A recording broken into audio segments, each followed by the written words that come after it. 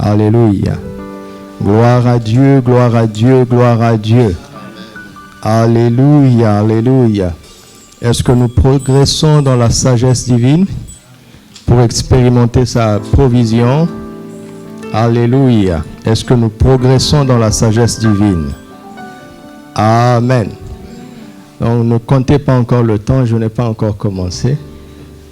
Ce que je veux dire, c'est juste une entrée en la matière. Nous n'avons pas encore commencé. Vous savez, nous avons compris que chaque jour est un jour pour semer, n'est-ce pas? Et les confessions que nous faisons sont utiles parce qu'en proclamant la parole de Dieu, nous l'amenons à la manifestation. Alléluia. Même ton corps naturellement fonctionne comme ça. Tout ce que tu déclares monte dans le cerveau comme un ordre. Et le cerveau conditionne tout ton être pour faire ce que tu as dit. Tu entends? Par exemple, si tu dis « je suis fatigué », même si tu n'es pas fatigué, le cerveau va capter le message et va envoyer par le système nerveux à tout le corps et dire « ne travaille plus, il est fatigué », alors que tu n'étais pas fatigué. Faisons attention à ce que nous disons. D'accord? Et quand nous proclamons la parole de Dieu, c'est puissant. Ce ne sont pas des récitations. Ce sont des proclamations et des confessions de foi. Tu es enfant de Dieu parce que tu as cru dans ton cœur et parce que tu as parlé. Cela a changé ton état. Cela a changé ton éternité. Par la parole de ta bouche. Car la vie et la mort sont au pouvoir de la langue. Amen. Alléluia. Par tes paroles, tu seras justifié. Par tes paroles, tu seras condamné, nous dit le Seigneur. Donc, c'est très important. Mais en même temps, au-delà de cela, au-delà de la vitalité spirituelle que la confession de foi nous confère par le Saint-Esprit, il y a une sagesse derrière, c'est que ce sont de merveilleux résumés. Vous avez remarqué? Ce sont des merveilleux résumés qui me permettent de gagner du temps, de ne pas revenir sur ce que nous avions dit. Merci, pasteur, pour ces bonnes confessions et qui sont des bons résumés. Vous savez, si vous êtes capable de dire un peu de mots, ce qu'on vous a enseigné, c'est que vous l'avez compris. Vous savez ça? Tant que vous n'avez pas bien compris, vous avez du mal à synthétiser. Plus une leçon est assimilée, mieux elle peut être synthétisée. Alléluia. C'est comme ça que ça marche. Alors, chaque jour est un jour pour semer, n'est-ce pas? Et la vie naturelle s'est organisée de telle sorte qu'il semble que cela est difficile à faire. Mais nous ne sommes pas charnels, nous sommes spirituels. Quand tout le monde voit le froid et l'hiver et qui pense au repos, à faire la grâce matinée, l'homme spirituel par la foi voit une saison favorable pour semer. Car au bout, au-delà du froid et de l'hiver, il y a quoi? Il y a la moisson. Amen. Dieu a juré, il a dit dans son cœur, tant que la terre subsistera, les semailles et les moissons ne cesseront pas. Est-ce que la terre subsiste encore? Regardez ce qui se passe. La terre souffre d'une grande crise, mais elle subsiste. Alors, parce qu'elle subsiste, les semailles et les moissons ne cesseront pas. Même en ce temps-ci, c'est encore le jour pour semer. Alléluia. Tant que la terre subsistera, chaque jour sera un jour favorable pour semer. Alléluia. C'est très, très important. Alors, semer, c'est risqué. C'est pour ça que peu le font. Semer, c'est risqué. Semer est un acte de foi qui consiste à risquer. Celui qui sème accepte de perdre avec l'espérance qu'il va gagner beaucoup plus que ce qu'il a perdu. Semer, c'est risquer. Semer, c'est perdre. Écoutez ceci. Dans la vie, soit vous semez pour vous, soit vous semez pour quelqu'un d'autre. Dans la vie, vous sèmerez forcément. Vous m'entendez? Dans la vie, vous semerez forcément.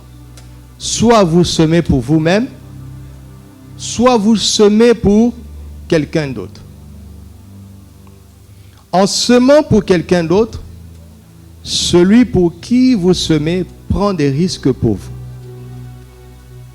Quand vous travaillez pour quelqu'un d'autre, c'est lui qui endosse les risques. Vous vous regardez comme un employé et vous avez la sécurité d'attendre un salaire à la fin du mois. Vous n'êtes pas inquiet de toutes les charges de l'entreprise. Ce n'est pas votre problème. Vous avez même un mois sans travailler et qui sera payé. Quand, comme cette semaine, les jours fériés se multiplient, vous êtes tranquille. Mais chaque jour sans activité est une souffrance pour l'entreprise, est une souffrance pour le patron. Mais pour vous, ce n'est pas votre problème. On dit jour férié et payé. Parce que c'est lui qui endosse les risques. Mais réfléchissez un peu. À la moisson, qui croyez-vous qui va bénéficier le plus? C'est lui évidemment, parce qu'il a risqué le plus. C'est celui qui risque le plus qui moissonne le plus. Alléluia. C'est la réalité de la vie. Plusieurs personnes minimisent les risques parce qu'ils ont peur. Et ils préfèrent se soumettre à quelqu'un qui risque à leur place. Jésus a dit dans Luc 16, verset 12, « Et si vous n'aviez pas été fidèle dans ce qui est à autrui, qui vous donnera ce qui est à vous ?» Le Seigneur est clair, il nous dit, commencez par travailler pour quelqu'un d'autre. D'accord? Mais soyez fidèles, parce qu'un jour, votre entreprise arrivera. Mais être chef d'entreprise, ce n'est pas facile. Parce que tous les risques sont sur lui. Évidemment, à la moisson, la meilleure part des bénéfices sont sur lui. C'est une loi d'égalité comme nous allons le lire tout à l'heure. Ceux qui risquent le plus gagnent le plus. Et ceux qui risquent le moins gagnent le moins. Amen. Mais je suis un pasteur, je suis un prédicateur de l'évangile. Je ne suis pas un enseignant d'économie ou toutes ces choses-là. Je suis un prédicateur de la parole de Dieu. Et Dieu a juré en son cœur. Et le Saint-Esprit nous l'a fait entendre.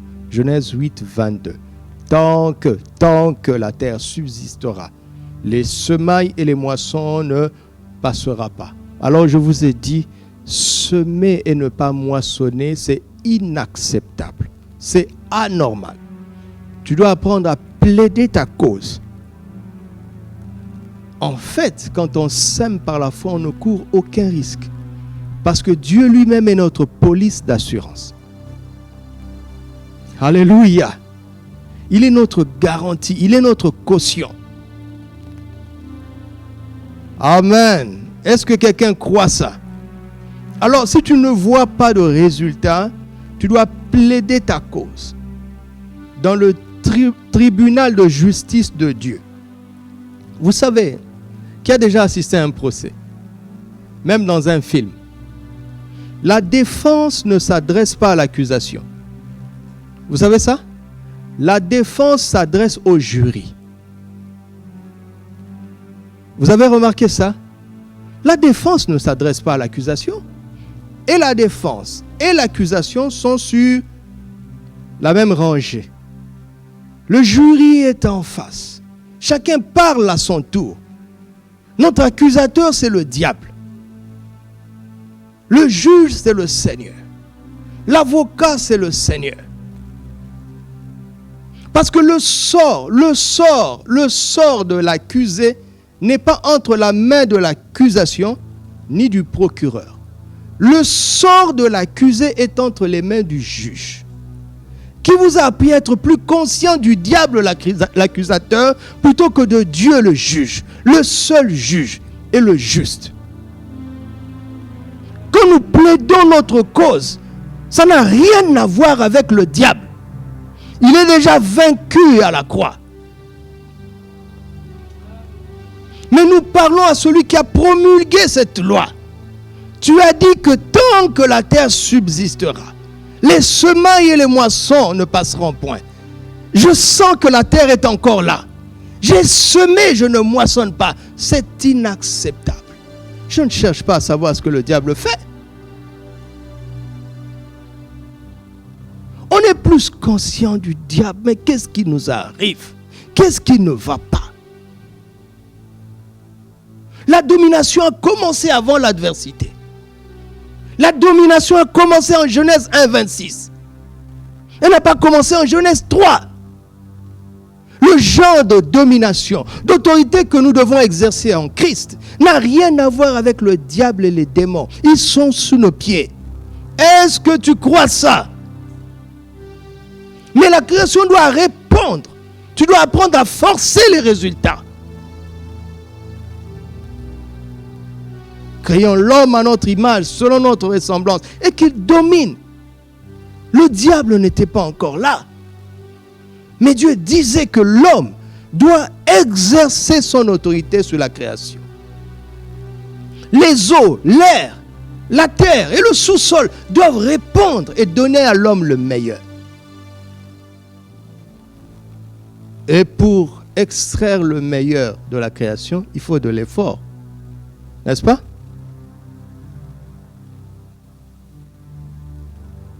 J'imagine, ça c'est moi. En Genèse 22, Dieu a fait venir dans le jardin tout animal pour voir comment Adam les nommerait. Comment l'homme les nommerait. Le lion n'a pas commencé à rugir après la chute. Le lion a toujours rugi. Le chien a toujours aboyé.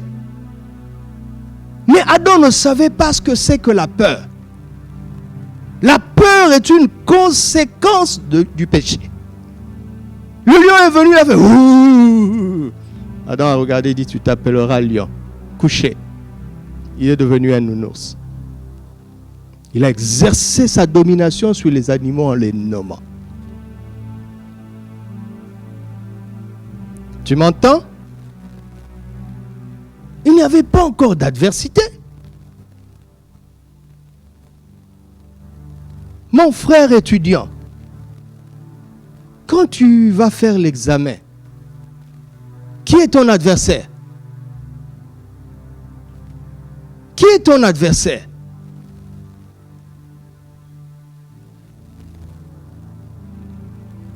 Ton adversaire, c'est quand pendant l'hiver, tu dors trop et que tu ne bosses pas assez. On ne parle pas d'esprit d'assoupissement. On parle des œuvres de la chair qui t'inspirent la paresse. Et le diable, lui, il rôde. Il rôde. Il n'est pas la source de ça. Il rôde parce qu'il n'est pas à l'intérieur. Il rôde. Un peu de sommeil, un peu d'assoupissement et la pauvreté te surprendra. Comme un homme en armes, comme un rôdeur. Tu m'entends? Arrêtez d'être plus conscient du diable que du Saint-Esprit. C'est fatigant. C'est fatigant. Ou vous croyez en l'œuvre achevée de Christ et vous savez que Satan est sous vos pieds, ou vous ne croyez pas en l'œuvre achevée de Christ. Allez au tribunal. La défense parle au juge. L'accusation aussi parle au juge. Nous plaidons notre cause envers le juge. Parce que notre sort n'est pas dans la bouche du procureur. Notre sort n'est pas dans la bouche de l'accusateur. Notre sort est dans la bouche du juge. Et nous avons le meilleur des avocats qui soit. Jésus-Christ lui-même, le juste. Quand Satan vient t'accuser, Jésus lui dit, tais-toi. Les actes dont les ordonnances les condamnaient, je les ai déchirés. Quand le Père parle, le Père dit, mais je suis juste quand même. L'enfant a fauté, Jésus dit, regarde, c'est pour ça que je suis mort. Et le match est fini. Et le verdict final, c'est quoi? Acquitté. Je suis acquitté par la grâce de Dieu en Jésus-Christ. Alors quand je sème Écoutez, ça c'est très important. Quand tu sèmes, ne sème pas comme un descendant d'Adam. Parce que Dieu a dit à l'homme qui a connu la chute, le sol sera maudit à cause de toi. C'est à force de peine que tu en tireras ta nourriture. Quand tu sèmes comme un descendant du dernier Adam, Jésus-Christ. La malédiction du sol est tombée sur lui. Alléluia. Afin que tu reçoives quoi? La bénédiction d'Abraham. C'est exactement ce qu'Isaac a exercé en Genèse 26. Il y avait la famine, la sécheresse. Le même sol lui a donné le centuple. Parce que Dieu lui a dit, reste ici. Je vais accomplir ce que j'ai promis à ton père, Abraham, parce qu'il a observé mes lois, mes ordonnances, mes statuts.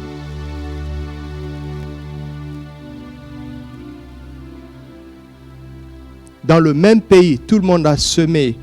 Les autres n'ont rien eu. Mais Isaac a semé et il a moissonné le centuple. Et il devint riche, de plus en plus riche, jusqu'à devenir fortement riche. C'est-à-dire qu'une richesse qui donne de la force. Une richesse qui donne de l'autorité.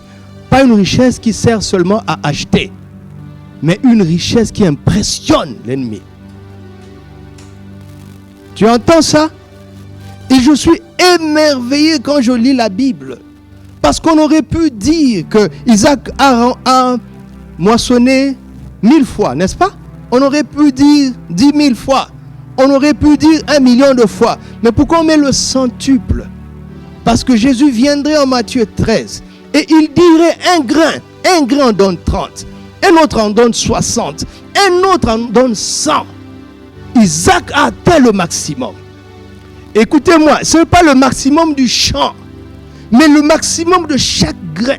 Chaque grain a produit le maximum qu'il pouvait dans le champ. Vous savez, dans le champ, certains grains peuvent donner plus, d'autres moins. Mais la bénédiction a fait. La bénédiction est allée observer chaque graine. Il s'agit de chaque graine.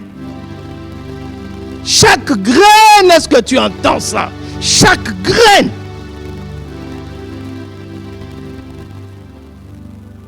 Et nous le verrons demain. Le serviteur d'Abraham dit, le Dieu de mon Seigneur l'a béni en toutes choses. Et c'est ce que nous envisageons, la vision plénitude de vie. Il ne faut pas qu'il y ait un domaine qui échappe à la grâce de Dieu en Jésus-Christ. Chaque graine de ta vie, chaque aspect de ta vie, chaque domaine de ta vie, chaque chambre de ta maison doit être remplie de quoi? Pas des choses moyennes, des trésors. Chaque graine au maximum. Alléluia. Alors dites avec moi, je refuse un résultat médiocre. Je refuse un résultat moyen. J'envisage le maximum. J'envisage le centuple. Car la grâce de Dieu a déjà été manifestée en Christ Jésus. Amen. Voilà, maintenant je suis apaisé, on peut commencer. Ce soir, nous allons parler de ceci. Semence non commandée, commandée et recommandée. Semence non commandée, semence commandée et semence recommandée. Alors, soyez studieux ce soir. J'ai préparé la diapo pour vous permettre de prendre des notes parce qu'on ira vite. Il ne faut pas que je revienne sur ce sujet. Nous avons de belles choses devant nous. Donc, soyez studieux. Les premiers passages que nous allons lire abondamment, nous allons les lire. Mais par la suite, j'irai vite. Je vous donnerai les références. Notez-les et j'espère de tout mon cœur que vous irez les retravailler. Parce que ce n'est pas une prédication comme ça. C'est de la matière pour la vie. D'accord? J'espère que vous vous en rendez compte. Alléluia. C'est de la matière pour la vie. Déjà, le message, il faut le réécouter. Mais après l'avoir écouté, il vous faut étudier. Parce que si tu veux avoir du résultat, il faut mettre ça en pratique. Alléluia. Soyez studieux, d'accord? Dis en toi-même, je serai studieux. Dis à la chair, tu ne m'empêcheras pas d'être studieux. Parce que l'homme intérieur est sage. Et je suis sage. Alléluia. Commençons par 1 Chronique 29, versets 11 à 14. 1 Chronique 29, versets 11 à 14. Constatons ce que les pères dans la foi ont appris sur Dieu. David dit ceci. À l'Éternel, à toi, Éternel, la grandeur, la force et la magnificence, l'éternité et la gloire, car tout ce qui est au ciel et sur la terre t'appartient. Amen. Tout lui appartient. À toi, Éternel, le règne, car tu t'élèves souverainement au-dessus de tout. Puisqu'il est souverain, alors il peut commander, il peut ordonner, n'est-ce pas? Tu t'élèves souverainement au-dessus de tout. C'est de toi que viennent la richesse et la gloire. C'est toi qui domines sur tout. C'est dans ta main que sont la force et la puissance. C'est ta main qui a le pouvoir d'agrandir et d'affermir toutes choses. Maintenant, ô notre Dieu, nous te louons et nous célébrons ton nom glorieux. Car qui suis-je et qui est mon peuple pour que nous puissions te faire souligner quoi? Volontairement ces offrandes. Tout vient de toi et nous recevons de ta main ce que nous t'offrons. Waouh! Tout vient de lui et nous recevons de sa main ce que nous lui offrons. Romains chapitre 11, versets 33 à 36. Romains 11, 33 à 36. Romains 11, 33 à 36. Paul s'exclame, « Ô profondeur de la richesse, de la sagesse et de la science de Dieu, que ses jugements sont insondables et ses voies incompréhensibles. Car qui a connu la pensée du Seigneur? Ou qui a été son conseiller? Qui lui a donné le premier pour qu'il ait à recevoir en retour? Qui lui a donné le premier? » Tu entends? Qui lui a donné le premier pour qu'il ait à recevoir en retour? C'est de lui et par lui et pour lui que sont toutes choses. À lui la gloire dans tous les siècles. Amen. Alléluia. Chapitre 15, Romains chapitre 15, versets 25 à 33. Romains 15, 25 à 33. Maintenant, je vais à Jérusalem pour le service des saints, car la Macédoine et l'Achaïe ont bien voulu s'imposer une contribution en faveur des pauvres parmi les saints de Jérusalem. Elles ont bien voulu et elles le leur devaient, car si les païens ont eu part à leurs avantages spirituels, ils doivent aussi les assister dans leurs choses matérielles. Alléluia. Tu peux être matériellement pauvre, mais être conscient que tu es chargé de grâce spirituelle. Alléluia. Dès que j'aurai terminé cette affaire et que je leur aurai remis ces dons, je partirai pour l'Espagne et passerai chez vous. Je sais qu'en allant vers vous, c'est avec une pleine bénédiction de Christ que j'irai. Je vous exhorte, frères, par notre Seigneur Jésus-Christ et par l'amour de l'Esprit, à combattre avec moi, en adressant à Dieu des prières en ma faveur, afin que je sois délivré des incrédules de Judée, et que les dons que je porte à Jérusalem soient agréés des saints. Tu peux arrêter. En sorte que j'arrive chez vous avec joie, si c'est la volonté de Dieu, et que je jouisse au milieu de vous de quelque repos. Que le Dieu de paix soit avec vous tous. Amen. Alléluia. 2 Corinthiens chapitre 8. 2 Corinthiens chapitre 8. Soyez attentifs quand nous lisons la parole. Soyez attentifs. Versets 1 à 15. Nous vous faisons connaître, frères, la grâce de Dieu qui s'est manifestée dans les églises de la Macédoine, dont Paul a fait allusion dans Romains chapitre 15. Écoutez ceci. À travers la grande épreuve de leur affliction, leur joie débordante et leur pauvreté profonde ont produit quoi? Ont produit avec abondance de riche libéralité de leur part. Il y a un miracle ici. Il y a un miracle ici. Et c'est ce miracle que Dieu veut faire avec nous. Alléluia. Je suis très confiant de ce que je fais. Parce qu'il m'a envoyé le faire.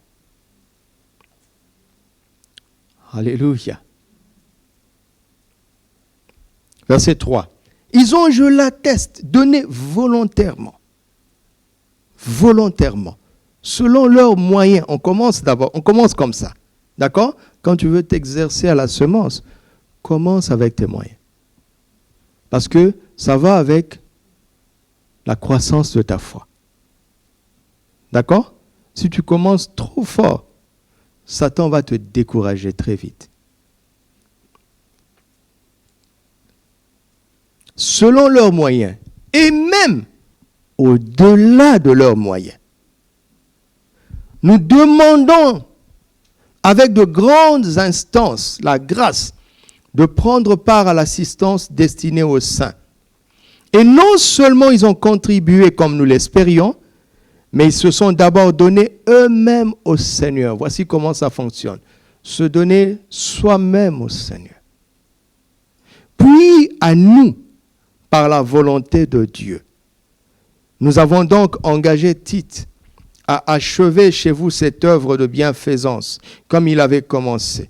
De même que vous excellez en toutes choses, en foi, en parole, en connaissance, en zèle à tous égards, et dans votre amour pour nous, faites en sorte d'exceller aussi dans cette œuvre de bienfaisance. Je ne dis pas cela pour donner un ordre, mais pour éprouver par l'exemple du zèle des autres la sincérité de votre amour. Car vous connaissez. Voici, les chrétiens aiment ce verset.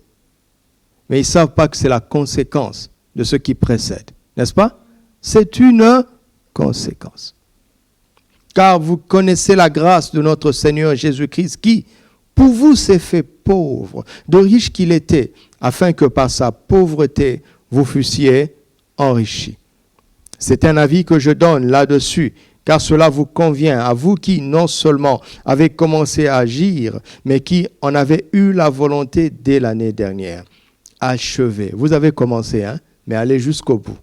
Alléluia. Achevez donc maintenant d'agir, afin que l'accomplissement selon vos moyens réponde à l'empressement que vous avez mis à vouloir. La bonne volonté, quand elle existe, est agréable en raison de ce qu'elle peut avoir à sa disposition et non de ce qu'elle n'a pas. Car il s'agit non de vous exposer à la détresse pour soulager les autres, mais de suivre, regardez ça, mais de suivre une règle d'égalité. Dans la circonstance présente, votre superflu pourvoira à leurs besoins, afin que leur superflu pourvoie pareillement au vôtre, en sorte qu'il y ait égalité. Selon qu'il est écrit, celui qui avait ramassé beaucoup n'avait rien de trop, et celui qui avait ramassé peu n'en manquait pas. Alléluia. Alléluia. Chapitre 9. Chapitre 9, versets 1 à 15. Je suis très heureux de vous faire lire la parole de Dieu abondamment. Il est superflu que je vous écrive touchant l'assistance destinée aux saints.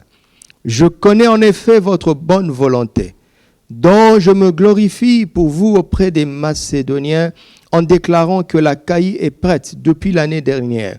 Et ce zèle de votre part a stimulé le plus grand nombre. Vous voyez? Ça a été contagieux. Alléluia. Qu'on entende dire que ce que l'Église au Maroc fait a contaminé dans le bon sens les églises d'autres nations. Alléluia.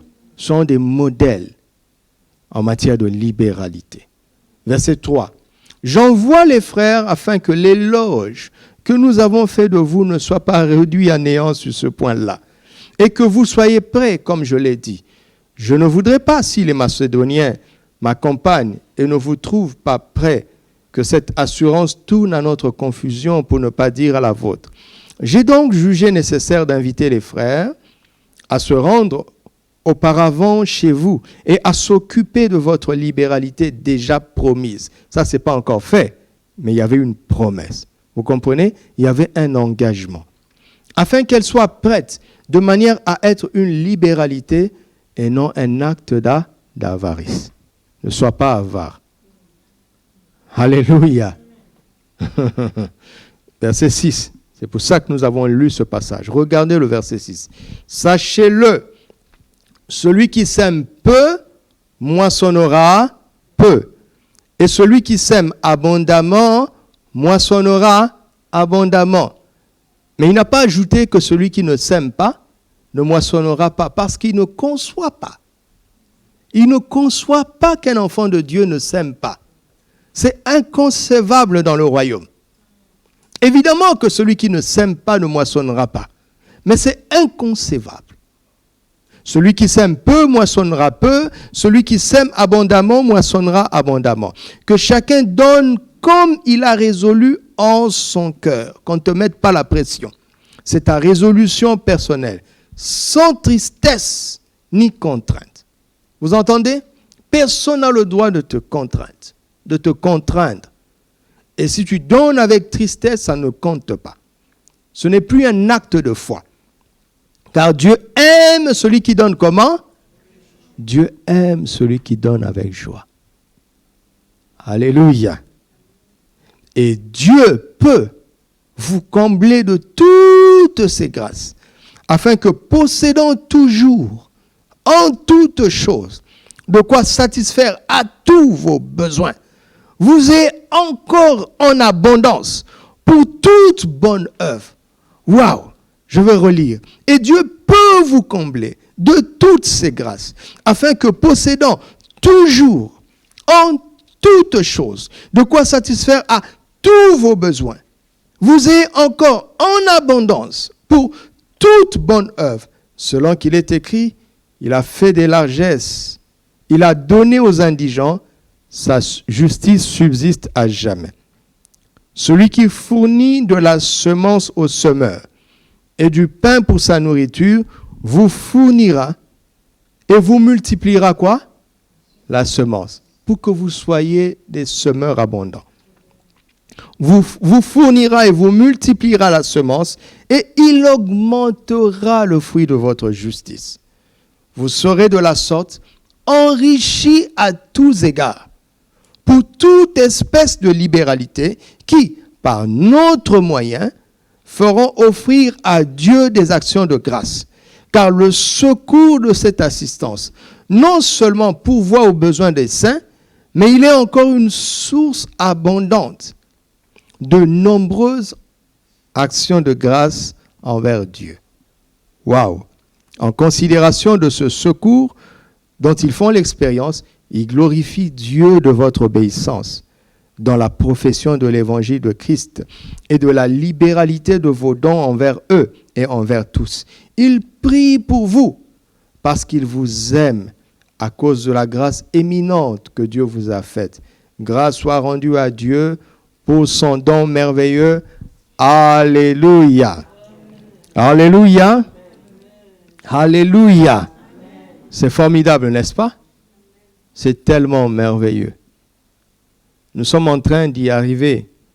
Mon rêve est en train de s'accomplir, de faire une prédication juste en lisant les versets. J'ai fait ce rêve, j'ai émis ce désir il y a quelques années. Et je vois que petit à petit, on y arrive. Il y a une manière de mettre des versets côte à côte qui font que le message devient clair tout seul et qu'on n'a plus rien à dire.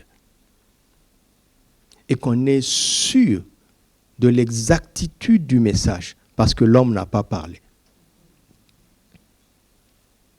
Aimez la Bible. Alléluia. Aimez la Bible. Aimez la parole de Dieu. Alléluia. Aucune prédication ne peut remplacer la Bible. Vous savez ça? Si une prédication pouvait remplacer la Bible, Dieu aurait enregistré la voix de Moïse. Il aurait enregistré la voix de Paul. Vous vous rendez compte, si on entendait une cassette de Paul aujourd'hui, un CD, vous vous rendez compte si on avait les images YouTube de l'apôtre Paul lui-même.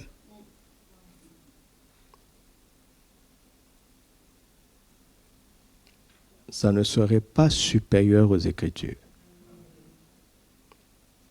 Vous entendez?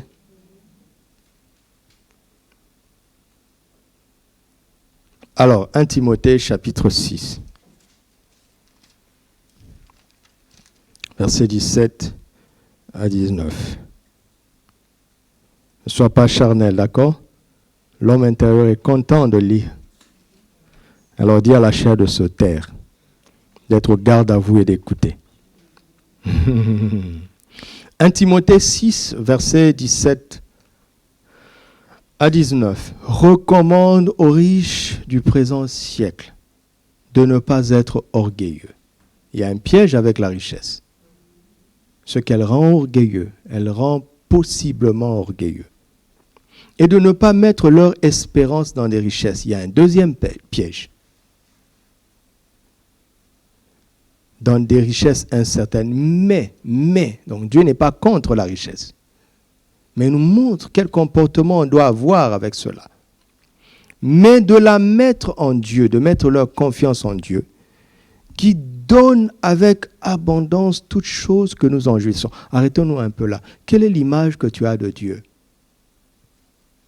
Un Dieu qui donne petitement. Hein? Un Dieu qui fait attendre longtemps avant de répondre à nos prières. Quelle est l'image que tu as de Dieu? Cette image n'est pas vraie. Regardez notre Dieu comment il est. Il donne avec abondance. Il ne s'est pas donné peu. Alléluia. C'est comme maman, ma femme, votre pasteur, c'est mon épouse. Hein? C'est votre pasteur, c'est mon épouse. C'est mon épouse, c'est votre pasteur. Elle ne sait pas cuisiner des petites parts. Un jour, je lui ai dit, mais chérie, on est en train de pécher parce que la nourriture pourrit. Apprends quand même. Je sais que tu es généreuse. Il y a des gens qui ne savent pas donner peu. Et Dieu est comme ça. Alléluia. Qui nous donne avec abondance toutes choses pour que nous en jouissions. Dieu veut que nous jouissions de ce qu'il nous donne.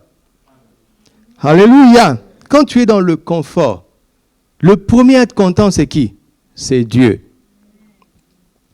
On vous a fait croire que Dieu, c'est être spirituel, c'est vivre à l'étroit. Tu sais, c'est juste avoir une aile de poulet, le plus petit poulet là, sur ton assiette. Comme pasteur a dit hier qu'on doit être charnel, j'entends des épouses qui disent à leur mari, maintenant, 100 grammes d'escalope de dinde, la viande blanche, soit spirituelle. Non, c'est pas de ça que je parle.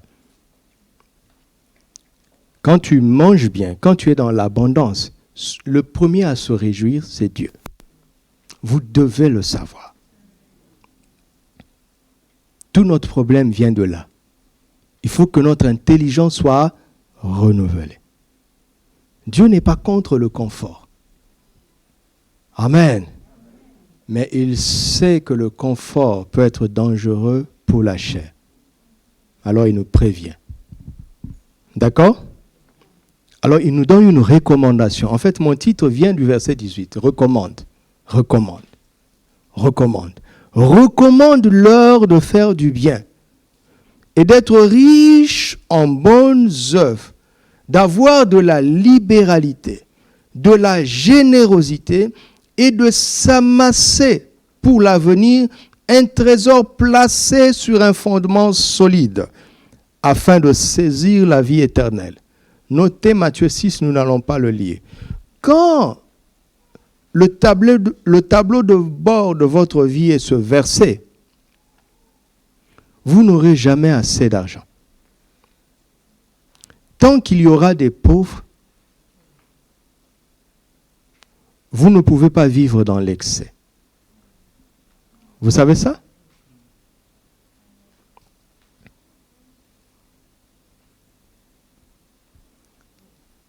Toute la richesse actuelle du monde est accaparée par 1% de la population mondiale. Je veux le dire autrement.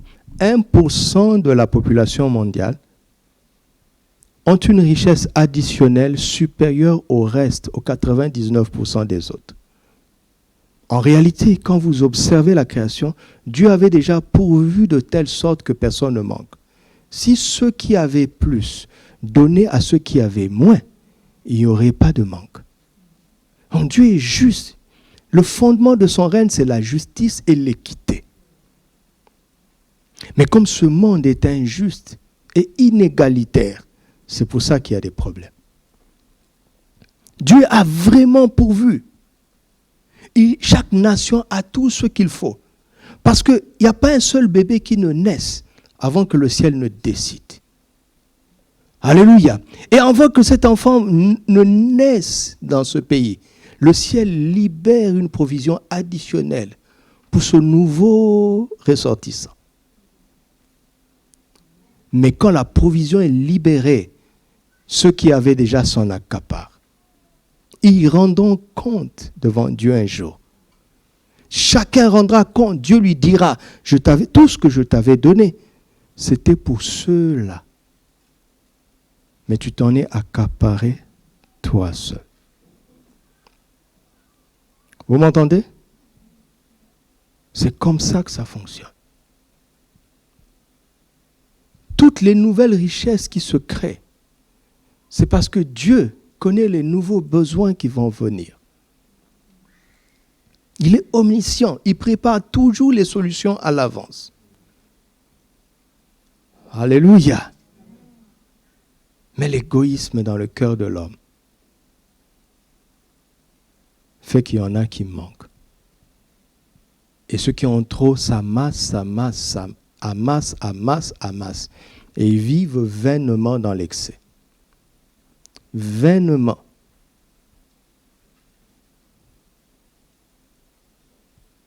Vous entendez? Est-ce que vous entendez? Nous sommes en train d'entrer dans l'hiver, n'est-ce pas? Si tu as un excédent de couverture, emmène ça à l'église. Parce que dans notre assemblée, dans nos assemblées, il y a des frères et des sœurs qui n'ont pas de couverture. Si tu as un excédent de manteau, emmène ça. Fais nettoyer, emmène ça en bon état, d'accord? Parce que ces frères-là et ces sœurs-là n'ont pas besoin de prier. Dieu avait déjà pourvu, à travers toi et moi. Dieu est sage. Une parole n'est pas encore sur notre bouche qu'il la connaît déjà. Dieu sait ce que tu vas demander demain. Il y a pourvu aujourd'hui, pas ton prochain. Si nous commençons à vivre comme ça, il y a beaucoup de prières inutiles que nous ne ferions plus, que nous ne ferons plus. Alors nous pourrons prier la parole de Dieu. Nous pourrons prier des prières utiles pour le salut des âmes. Alléluia. Alléluia. Surveille tes surplus. Surveille tes excédents. Tes excédents sont la réponse au cri de quelqu'un. Tu m'entends? Surveille. Je suis allé un jour dans un pays, une très grande église. Il y a du monde. Et dans la ville, le transport est difficile. À la fin de la réunion, plusieurs frères ont des voitures et quittent l'église avec des places vides.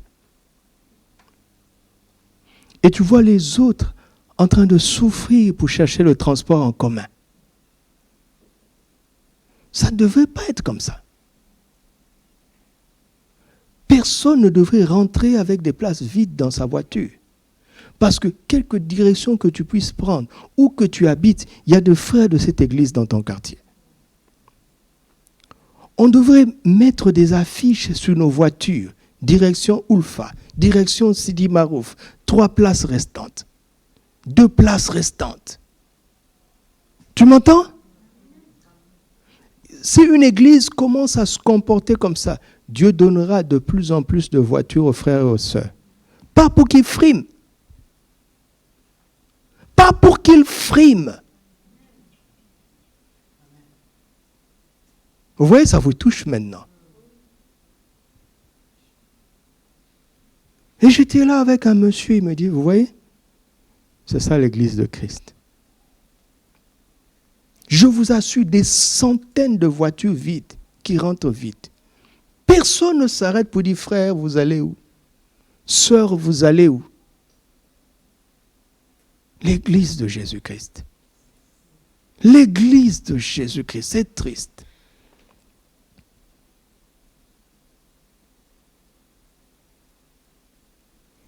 Regardez.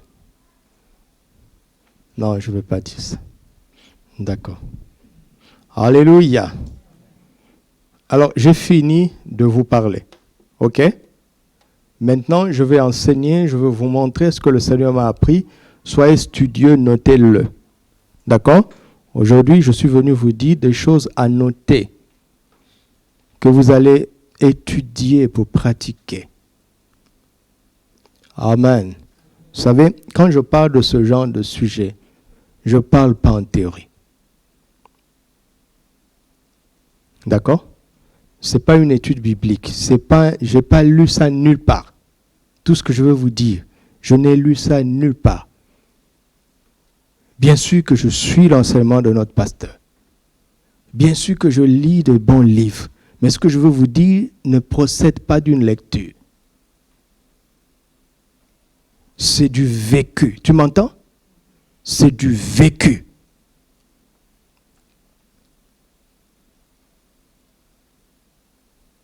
Et si tu veux triompher, tu dois travailler. L'apôtre Paul dit, travaillez à votre salut. Vous entendez ça? Travaillez à votre salut. Travaillez à votre salut. Travaillez à votre salut. Alléluia. J'ai reçu quelques questions. Et si vous avez des questions, envoyez-les par nos canaux numériques jusqu'au plus tard midi. Mais je vais m'organiser pour répondre aux questions à la séance de demain. Demain, nous commençons à 16h. Je donnerai un seul message et nous prenons un moment conséquent dans la prière. Alléluia. Et quand nous aurons fini de prier, je répondrai aux questions. D'accord? Et je vais préparer un atelier que vous allez faire dans votre maison. Quand la réunion va finir, je vais vous envoyer un fichier d'atelier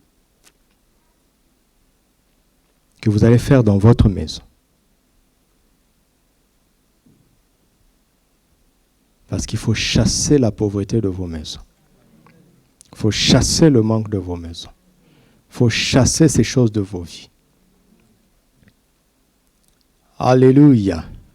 Gloire à Dieu. Gloire à Dieu. Le terme semence englobe tout ce que nous avons comme offrande, dîmes, prémices. Tout ce qu'on amène dans la maison du trésor est toujours transformé en semence et rapporte une moisson correspondante. Mais j'ai vu dans la parole de Dieu qu'il y a 3 sortes de semences. Il y a des semences non commandées, c'est-à-dire Dieu ne les a pas demandées. Des gens ont donné à Dieu ce qu'ils ne demandaient pas. Mais ensuite, il y a des semences commandées. Des gens ont donné à Dieu ce qu'il a demandé. Pas ce qu'ils veulent, hein? Mais Dieu a dit, donne-moi ça. Il en a le droit, il est souverain. Parce que tout ce qui vient de toi, tout ce que tu as vient de lui. Et enfin, il y a des semences recommandées. Ce sont comme des conseils. Des conseils de vie dans la suite. Commençons par les semences commandé. Nous avons d'abord les prémices, ensuite les holocaustes ou offrandes sacrificielles. Vous m'entendez? Le mot offrande sacrificielle de notre temps correspond au mot biblique d'holocauste. Comme on n'emmène plus d'animaux à l'église, qu'on égorge et qu'on consume entièrement, on pense que le temps des holocaustes est fini. Ce n'est pas vrai.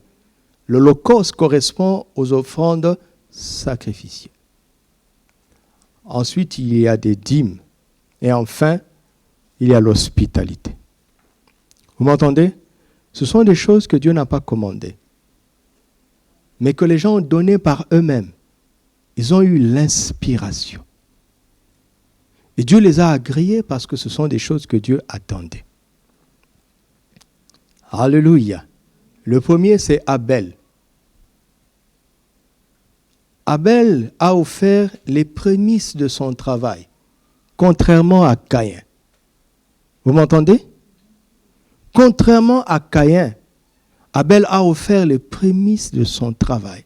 Vous trouvez ça dans Genèse 4, versets 1 à 5, dans Hébreux 11, verset 4.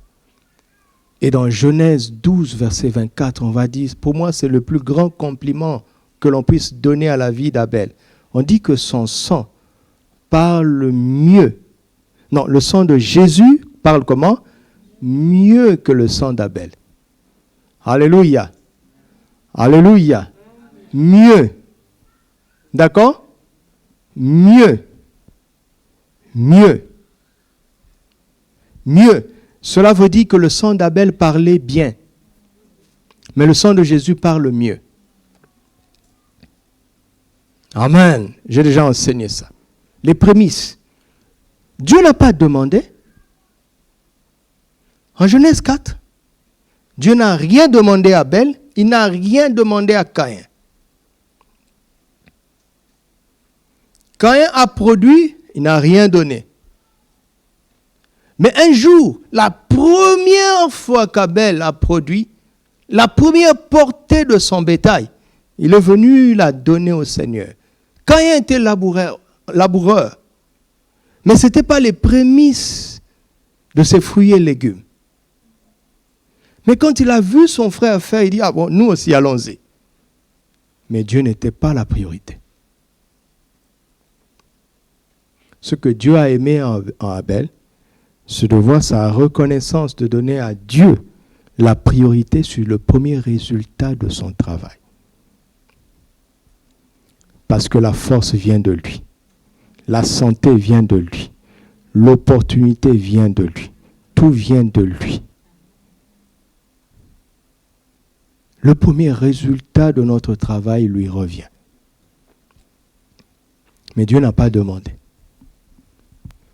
Alléluia.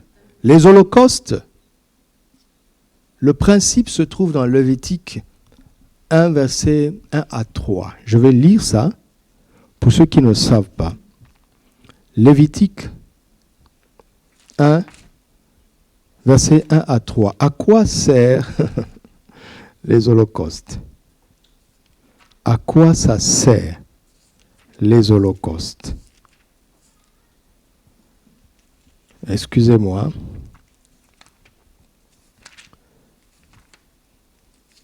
Lévitique 1, 1 à 3. L'Éternel appela Moïse de la tente d'assignation. Il lui parla et dit, parle aux enfants d'Israël et dis-leur, lorsque quelqu'un d'entre vous fera une offrande à l'Éternel, il offrira du bétail, du gros ou du menu bétail. Si son offrande est un holocauste, écoutez, si son offrande est un holocauste de gros bétail, il offrira un mâle sans défaut. Il l'offrira à l'entrée de la tente d'assignation devant l'Éternel. Pourquoi? Pour obtenir sa faveur. Vous comprenez? Donc l'holocauste libère la faveur de Dieu. Quelqu'un veut la faveur de Dieu? On ne prie pas pour ça. Il y a quelque chose à faire. Alléluia. Il y a quelque chose à faire. a quelque chose à faire. Et vous trouvez le même principe dans Philippiens 4, où Paul montre comment ce que les Macédoniens ont fait était perçu par Dieu comme un sacrifice de bonne odeur. Et finalement, il dit, « Et mon Dieu pourvoira à tous vos besoins. » Et mon Dieu. Pas mon Dieu pourvoira à tous vos besoins. Hein? Mes frères et sœurs les chantent. N'oubliez pas le « et » là. C'est une conséquence. La provision totale est une conséquence. Une conséquence d'une vie de don total. Où on donne même au-delà de nos moyens à Dieu. Alléluia. Alléluia. Alors, Noé a fait ça. On l'a vu hier, n'est-ce pas? C'était des holocaustes que Noé a donnés au Seigneur et nous avons vu ce que cela a produit. David a fait ça. Lisons 2 Samuel chapitre 24, verset 22. 2 Samuel 24, verset 22 à 25. Vas-y, aide-moi. Aravna dit à David, que mon Seigneur le roi prenne l'air et qu'il lui offre les sacrifices qu'il lui plaira. Vois, les bœufs seront pour l'Holocauste. Vous voyez l'Holocauste? Et les chars avec l'attelage serviront de bois. Aravna donna le tout au roi. Aravna dit au roi, que l'Éternel ton Dieu te soit favorable, la faveur. N'est-ce pas? David connaît les principes. Mais le roi dit à Aravna, non, je veux l'acheter de toi à prix d'argent et je n'offrirai point à l'Éternel mon Dieu des holocaustes qui ne me coûtent rien. Vous m'entendez?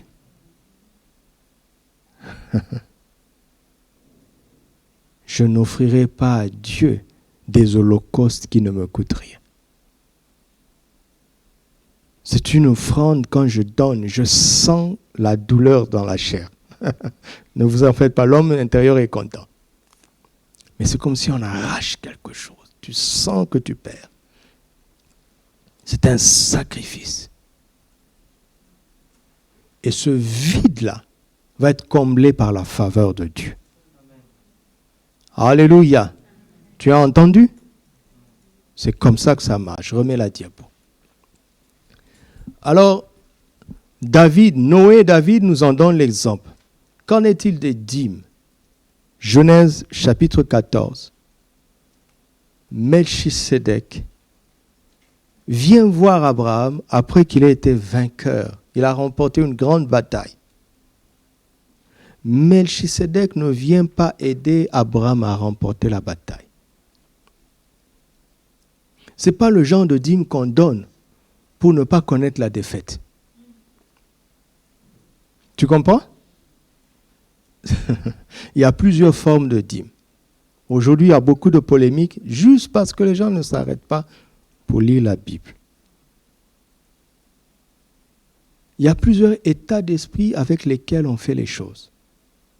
Souvenez-vous de l'attitude qui donne un sens à la substance qu'on donne au Père.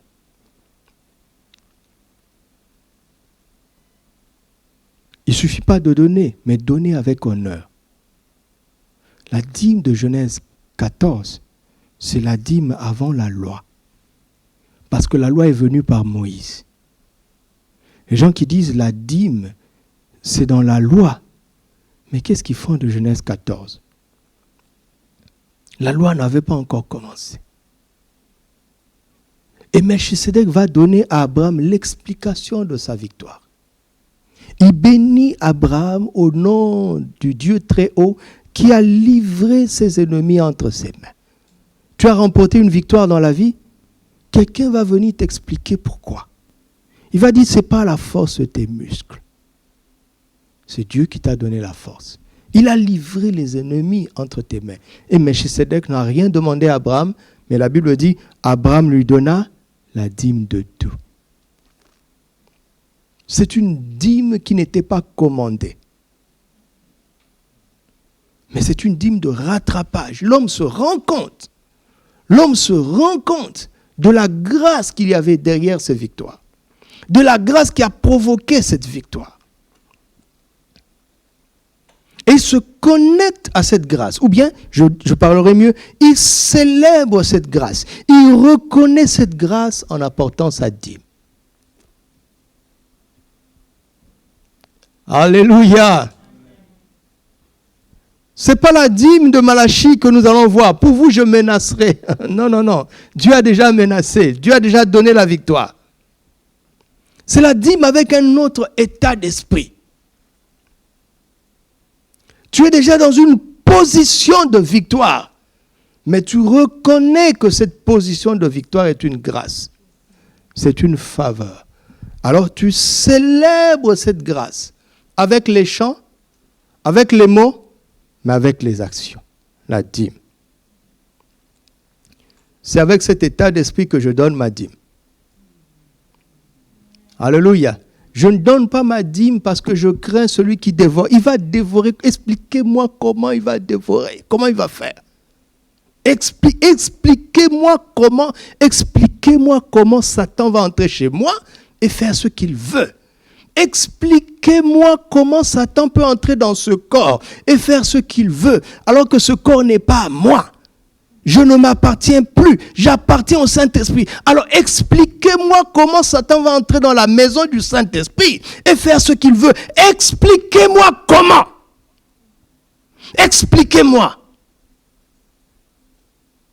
Je peux ne pas voir Satan venir, mais pas le Saint-Esprit.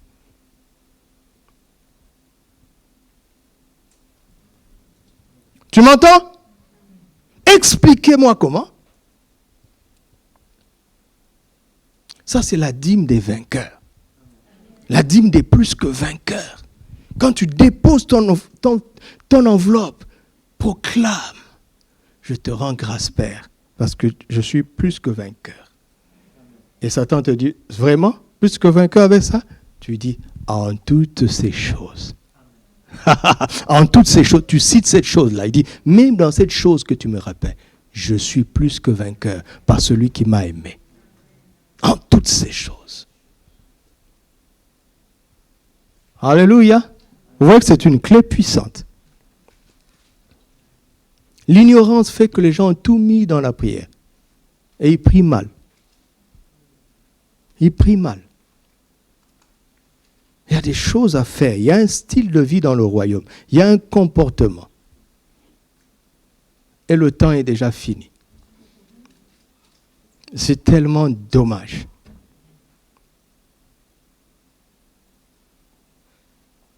Remets la diapo.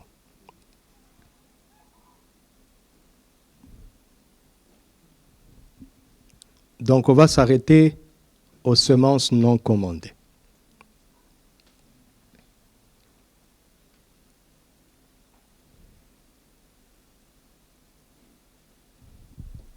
Lisez avec moi, Hébreux chapitre 7. Pour comprendre la puissance de cet acte.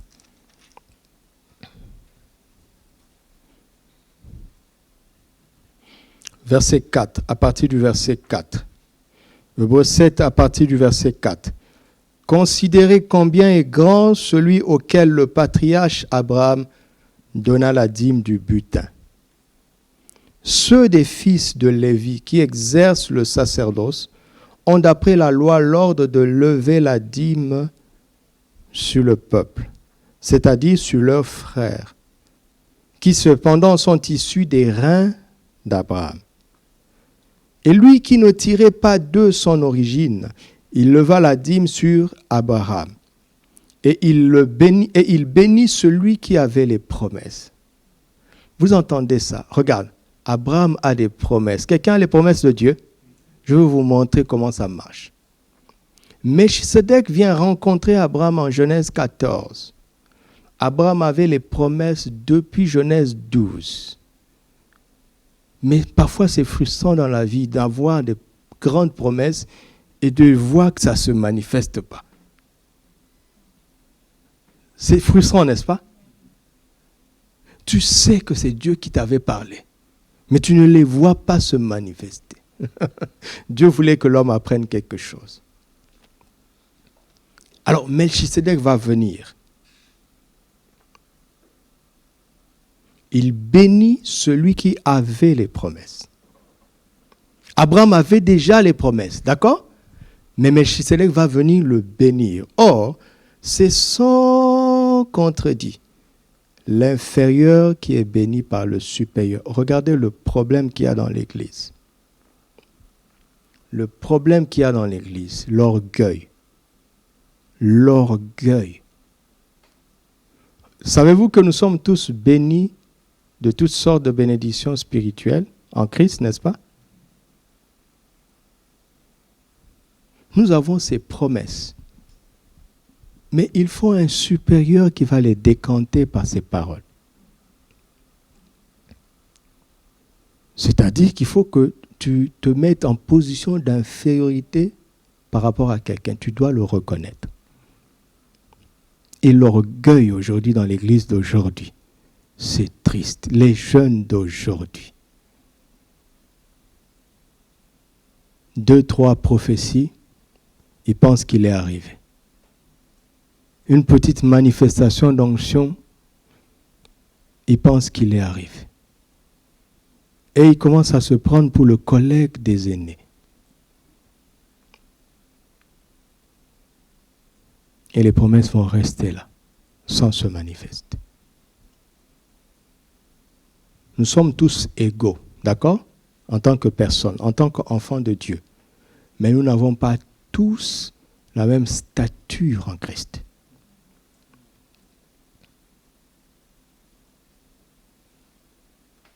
C'est triste de voir les jeunes d'aujourd'hui. Nous sommes tous pasteurs, mais nous n'avons pas la même stature.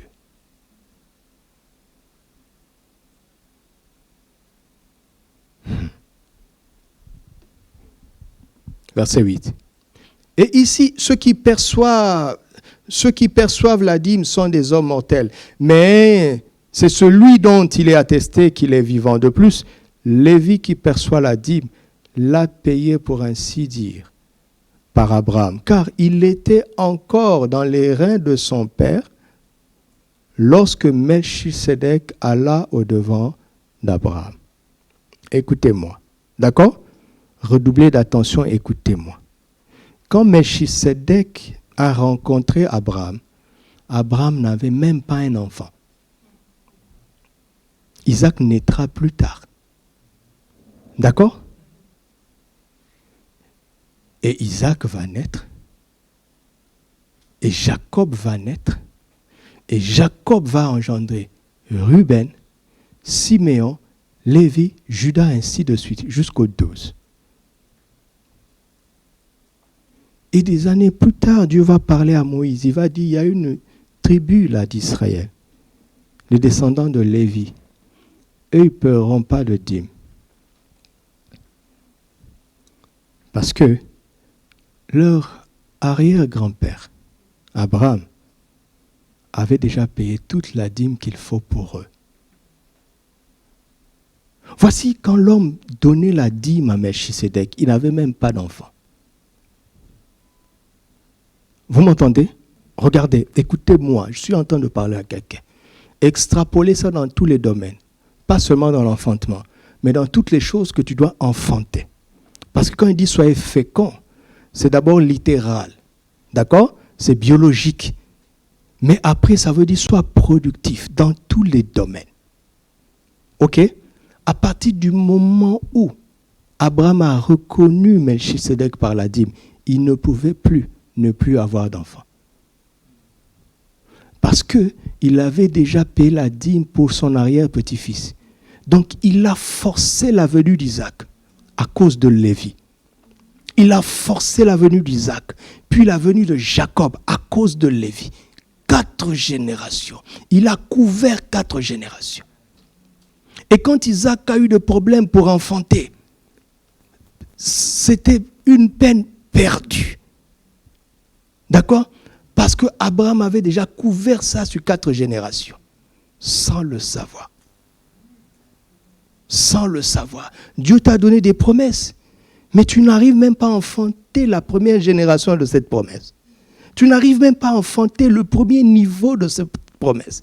Dieu t'a promis un ministère, tu n'arrives même pas à coucher la première phase de ce ministère. Qu'est-ce que tu dois faire? Quelle est la sagesse du royaume des cieux? Reconnais un supérieur et honore-le. Et tu vas forcer les 4 phases de ton ministère. Tu vas forcer les 4 phases de ton entreprise. Je dis au nom de Jésus, quelqu'un possédera une entreprise que son arrière-petit-fils va amener à une dimension mondiale.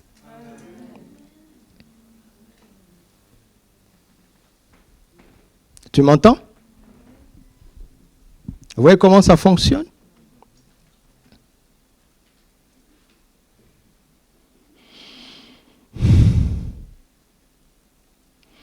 Nous ne sommes pas encore dans la loi, n'est-ce pas? Regardons Jacob. Remets la diapo. Jacob. Genèse 28. Comment est-ce qu'on peut me dire que la dîme est un acte de la loi? Mais est-ce qu'il lit la Bible, cet homme-là? Ou cette femme-là? Est-ce qu'il lit la Bible? Est-ce qu'il lit la Bible?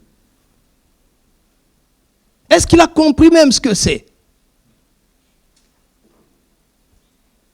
Nous allons parler de la dîme de la loi, Malachie 3, demain maintenant. Et je veux vous montrer que ça reste valable. Vous savez pourquoi ça reste valable? Parce que Christ a accompli la loi. Christ n'est pas en désaccord avec la loi. Et les gens disent, Jésus n'a jamais parlé de dîme. Vous êtes sûr que Jésus n'a jamais parlé de dîme? Reviens demain, je veux te montrer ce que Jésus a dit de la dîme. Jésus! Le monsieur qui vous dit qu'il n'y a pas un trait de lettre de cette loi qui passera. Hein? Et tu oses dire que Malachie 3.10 n'est plus valable. Mais si c'était du temps de l'Ancien Testament, de ce Moïse que tu déshonores, la terre allait s'ouvrir. En pleine prédication, tu allais descendre en enfer. Mais comment est-ce que ça fonctionne aujourd'hui? Nous allons le voir. Arrêtez de boire ce que les gens racontent. Lisons la parole de Dieu. Tu te rends compte, avec ce qu'on vient de voir, si tu négliges la dîme, mais tu as détruit 4 générations. Il y a un levier qui doit être issu de toi, qui va lutter alors que sa destinée aurait dû être scellée par toi. C'est dommage, c'est triste, c'est triste, c'est triste. C'est triste. Il faut que les ignorants se taisent.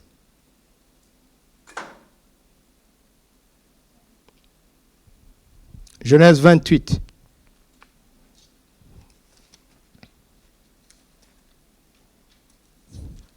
Vous insultez les gens, vous savez, les familles là que vous insultez. Les familles riches, ils contrôlent les choses dans la nation, de génération en génération. Vous savez ce que leur arrière-grand-père a fait? Ferme ta bouche. Écoute, Dieu a dit à Abraham, je bénirai celui qui te bénira, et je ferai quoi? Hé!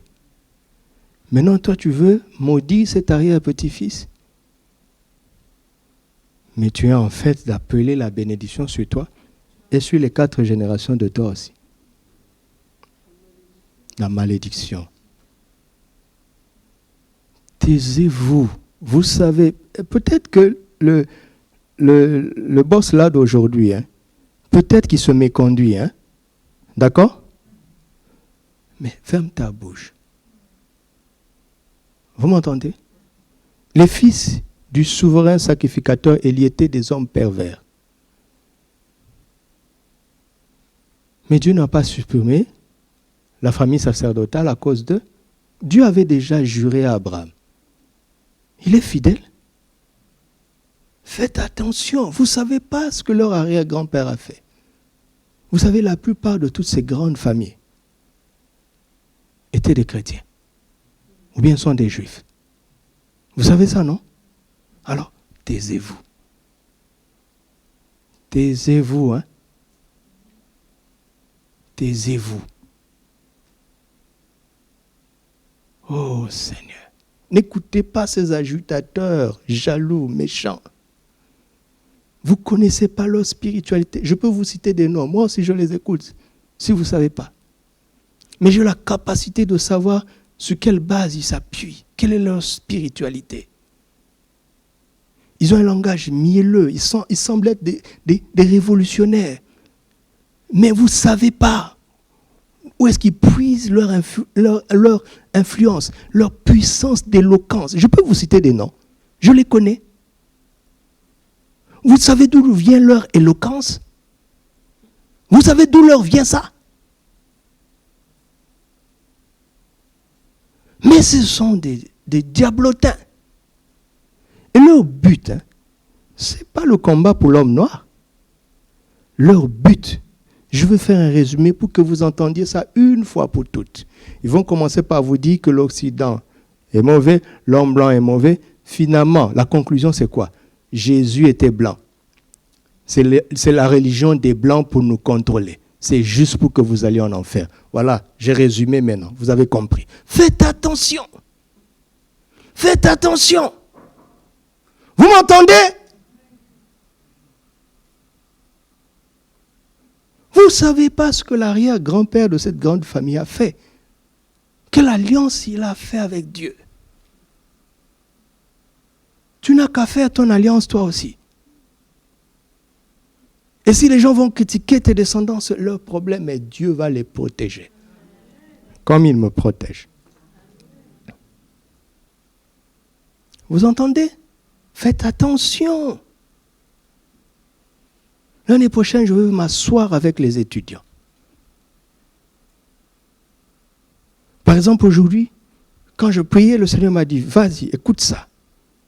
J'ai écouté deux opposants. J'ai écouté intégralement ce que l'un a dit. J'ai écouté intégralement ce que l'autre a dit. Et j'ai décrypté ça spirituellement. Je peux m'asseoir avec vous et dépasser les clivages politiques, dépasser les clivages tribaux et vous montrer où est le chemin. Ce n'est ni chez l'un, ni chez l'autre. J'ai envie de m'asseoir avec vous pour vous parler.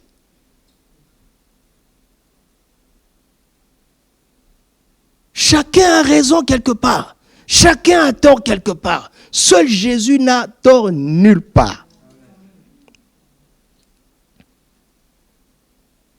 Et Jésus fera toujours qu'un homme vous décevra pour que votre confiance ne soit pas sur l'homme. Vous m'entendez? C'est dommage, c'est dommage.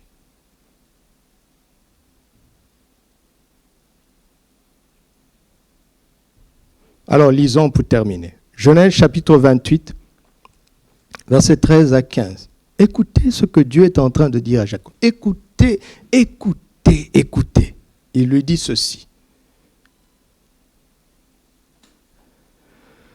Et voici l'Éternel se tenait au-dessus d'elle et il dit, qu'est-ce qu'il dit? Je suis l'Éternel, le Dieu d'Abraham, ton père, et le Dieu d'Isaac. Dieu est en train de parler à qui? Qui est le père de Jacob? Et qu'est-ce que Dieu dit? Et le Dieu de Isaac, il est qui? Mais Dieu, tu aurais dû dire, je suis le Dieu de ton grand-père Abraham. Il n'y a pas de grand-père spirituellement parlant.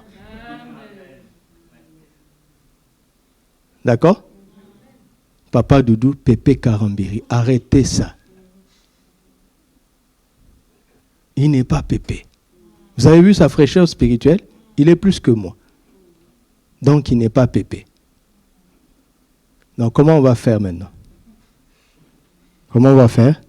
Papa Karambiri, pasteur Doudou. D'accord? D'accord? Si tu veux me regarder comme un papa, ça devient une relation familiale. D'accord? Donc ça, c'est à la maison.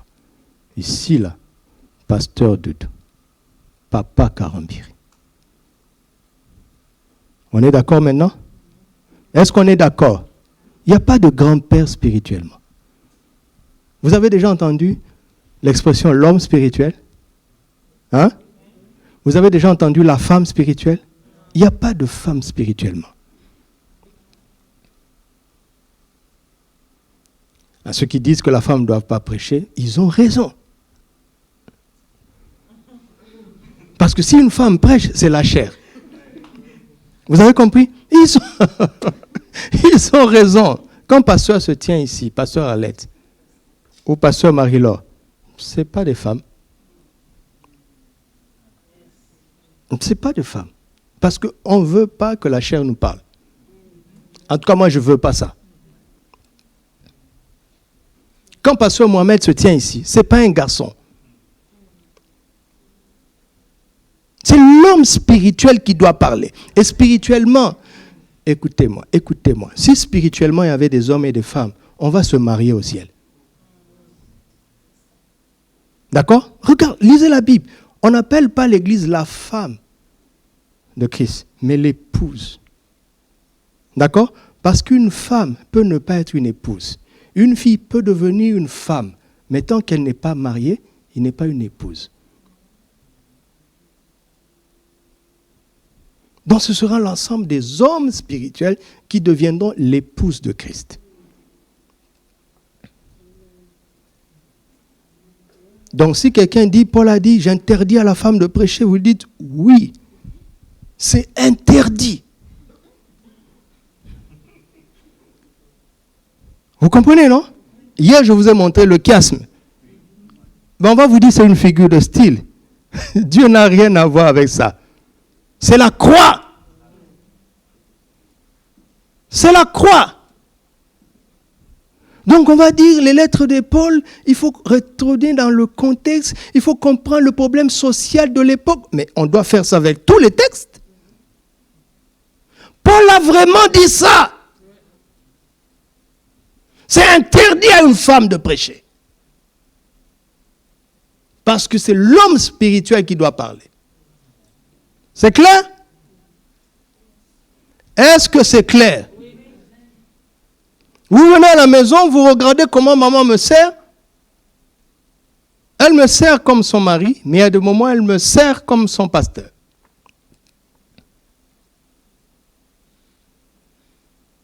Parce que là, elle ne considère plus mon esprit, mon âme et mon corps. Elle considère que mon esprit. Et tu touches à un oint de Dieu, tu as des problèmes.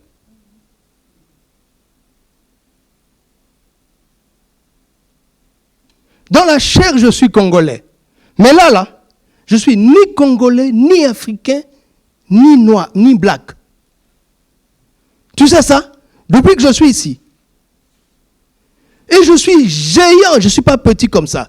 C'est tes yeux qui voient 1,70 m. Demandez-les, ils sont ici, certains, qui étaient venus pour m'attaquer. Ils sont nés de nouveau. Certains sont dans cette assemblée. Essaye, tu vas voir. Essaye. Bon, tout ça n'était pas prévu. Je suis l'Éternel, ton Dieu, le Dieu d'Abraham, ton père, et le Dieu d'Isaac, point. Pauvre Isaac, non, riche Isaac. La terre sur laquelle tu es couché, je la donnerai à toi et à ta postérité. J'avais des choses à vous dire sur la postérité, mais je ne sais pas si j'en parlerai demain, puisque le message va couler encore demain. Ta postérité sera comme la poussière de la terre, et tu t'étendras à l'Occident et à l'Orient, au Septentrion et au Midi, et toutes les familles de la terre seront bénies en toi et en ta postérité. Verset 15, regardez. Voici, qu'est-ce que Dieu dit? Dieu dit quoi? Dieu dit quoi? D'accord. C'est ce que Dieu a dit, non? C'est ça? Ok.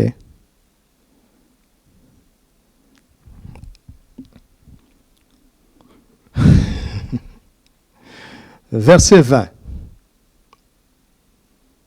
Jacob fit un vœu en disant, si Dieu est avec moi. Vous avez entendu? Dieu a dit quoi? Et lui il dit quoi?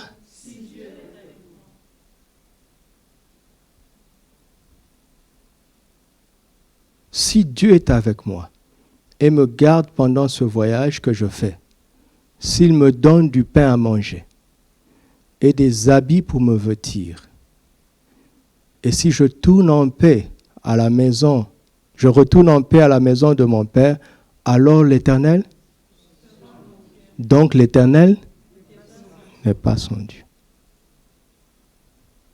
Tu écoutes un prédicateur. Si tu as l'oreille, tu vois qu'il ne sert pas Dieu. Ils reportent tous au futur. Qui ça dit, il a déjà accompli. Lui vous dit, si vous faites tel vœu, tel sacrifice, tel jeûne, voici ce que vous allez voir. Jacob confesse que Dieu n'est pas son Dieu. C'est pour ça qu'il ne sait pas apprécier sa présence aujourd'hui. Il pense que si certaines choses se produisent, alors il sera sûr que Dieu est avec lui. Si j'ai des frissons, alors le Seigneur. Tu as senti la présence de Dieu aujourd'hui.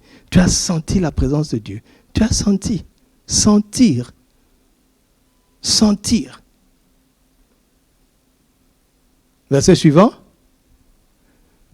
Cette pierre que j'ai dressée pour monument sera la maison de Dieu et je te donnerai la dîme. Je commence par la fin. Ça veut dire que Jacob était au courant de la réalité de la dîme. Jacob n'a jamais parlé à Abraham, vous le savez? Vous ne le savez pas? Jacob n'a pas connu Abraham. Donc l'information vient forcément de qui? Alors je peux vous dire qu'Isaac pratiquait la dîme, même si ce n'est pas écrit. Prenez vos enfants, d'accord? Vous leur dites, éduquez les enfants. Je vous dis, là où nous allons, vous allez comprendre. L'année prochaine, nous allons beaucoup parler de la famille. En réalité, ce n'est pas normal que les enfants des chrétiens reçoivent Jésus au dehors. C'est à la maison. Ils adoptent la foi de leur père, le Dieu de leur père. Expliquez aux enfants, vous savez, ça c'est le salaire de papa. Même si vous n'allez pas lui dire le chiffre, hein? C'est prudent. Voilà, il va dire ça, il va raconter ça. Vous dites, c'est le premier dimanche du mois. Chaque premier dimanche, papa et maman donnent la dîme. D'accord? Et quand votre tour viendra, faites aussi de même. Quand nous allons faire ça dimanche, la grâce de Dieu va couler sur vous, sur les enfants que vous aurez et sur les enfants de vos enfants. Et si vous faites ça, ça va aussi atteindre 4 générations. Demain, je pourrais vous faire un chiffre. Vous allez voir que chaque génération qui passe reçoit soit puissance 2, puissance 3, puissance 40. Entre-temps, ça continue. Donc Dieu est tellement sage. Tellement sage. De telle sorte que par ces simples principes, la vie de vos enfants sera infiniment plus glorieuse que la vôtre. Et la vie de vos petits-enfants sera infiniment, infiniment plus glorieuse. Simple. Pas besoin d'accuser le gouvernement. Nous avons les clés à la maison. Est-ce que vous acceptez ce que je vous dis? Je vous en supplie. Nous avons les clés. Je vous en supplie. Nous avons les clés. Aucun gouvernement ne peut te prendre en charge. Tu es trop grand pour ça. Tu comprends? Tu es trop grand. Aucune banque ne peut te sponsoriser. Tu es trop grand. Je vous en supplie, écoutez-moi.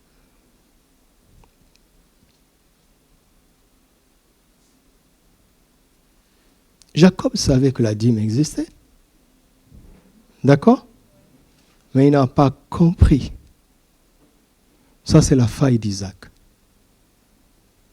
Il n'a pas bien transmis. Ou bien, c'est l'ambition de l'enfant qui était trop forte. Il n'a pas bien écouté. Ça dépend. D'accord? Que le Seigneur nous aide. Alléluia. Levez-vous, je vais prier pour vous.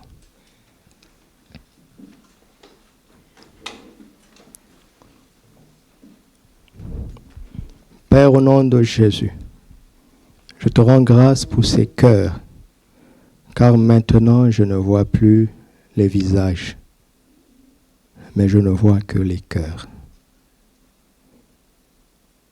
Je ne parle pas au visage, je ne parle pas au corps, je ne parle pas à l'intelligence, je parle au cœur. Père, maintenant, au nom de Jésus, je te prie de remettre tous ces corps, tous ces cœurs dans le meilleur état possible.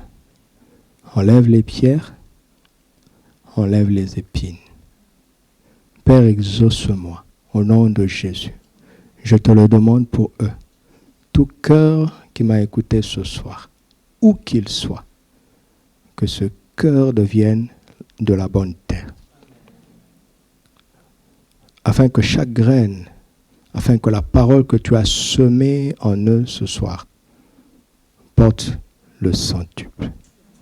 Et que par la sagesse que cette parole leur donne, que chaque graine qu'ils vont semer porte le maximum. Au nom de Jésus, je te rends grâce parce que nous sommes exaucés au nom de Jésus. Amen. C'est fait. Acclamons le Seigneur.